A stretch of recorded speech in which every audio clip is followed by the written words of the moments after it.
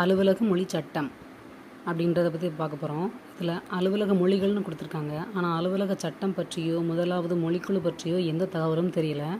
இப்போ இன்னொரு புத்தகத்தை காட்டுறேன். அதுவும் 10ஆம் வகுப்பு தான். அதில் பாருங்கள், அந்த எடிஷன் வேறு. இதுவும் 10ஆம் வகுப்பு தான். இது வந்து ஃபஸ்ட்டு வந்த எடிஷன். முதலாவது மொழிக்குழு 1955ஆம் ஆண்டு நியமிக்கப்பட்டது. அதுக்கப்புறம் 1963 அலுவலக மொழி சட்டம் அப்படின்னு ஒன்று இயற்றப்பட்டது 1963. ஆனால் அதுக்கடுத்து பாருங்கள், 1967ஆம் ஆண்டு அலுவலக மொழிகள் திருத்தச் சட்டம் வந்திருக்கு. ஃபஸ்ட்டு 14 மொழிகள் தான் இருந்துச்சு. அதுக்கப்புறம் இப்போ 22 மொழிகள் அங்கீகரிக்கப்பட்டுள்ளது. இது பழைய எடிஷன்.